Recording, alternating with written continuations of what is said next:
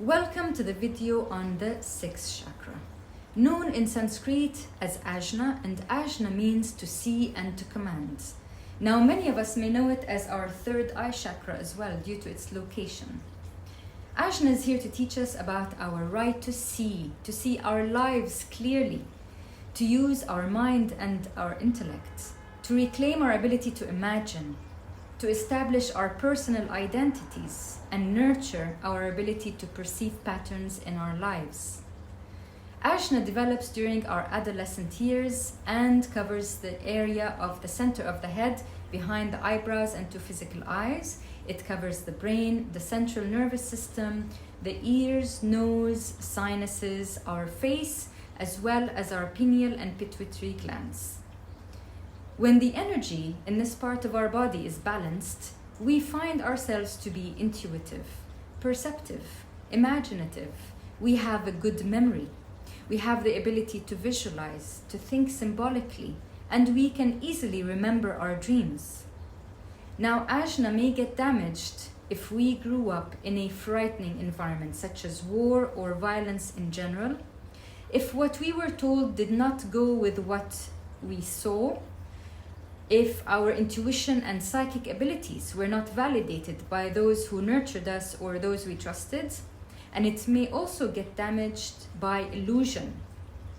Now, illusions cause the biggest energetic damage to our Ajna chakra, because illusion is a static image. It is frozen energy displaced in time, which is what makes it an unreal image.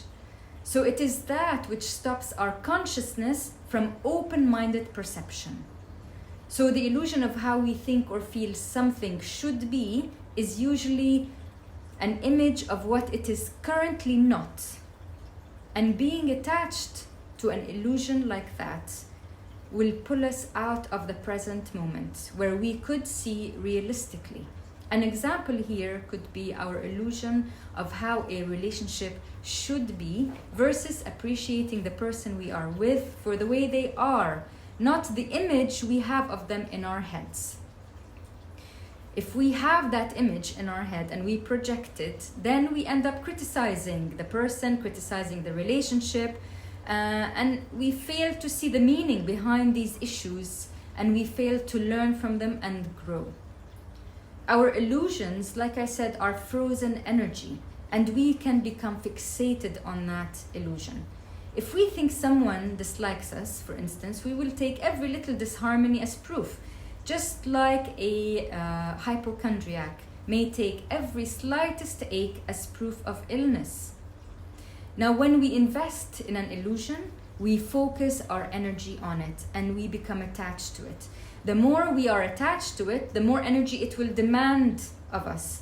And it is here that many may run the risk of becoming obsessed with their patterns and their illusions. When we are not grounded in our first chakra, then our higher chakras spin wildly at a much faster vibration. Somebody once used a really good example here and said, we become like an engine with a disengaged clutch, with a lot of activity and no forward movement. The more we invest in an illusion, the harder it is to let go of it. And the more we get trapped into repetitive cycles which keep us from truly understanding the reality of things at hand. And this is when we create patterns. Now, when the energy in our Ajna chakra is out of balance and excessive, we may suffer from hallucinations, nightmares, delusions. We may have difficulties concentrating, and we may suffer from having headaches. When the energy in our Ajna chakra is out of balance and deficient, we may suffer from poor vision or poor memory. We may have a lack of imagination, difficulty visualizing, seeing our future, or remembering our dreams. We may be in denial and may not be able to see what's really going on in our lives. We may also be what some call monopolarized, which is when we believe there's only one way and one true right. Now, if the energy flow here is blocked, We could manifest disorders later on, such as too many headaches, hallucinations, poor vision, eye and ear diseases, issues with our nose and sinuses, facial nerve problems, tumors, strokes, neurological disturbances, seizures, difficulties in our spine, and we may have learning disabilities.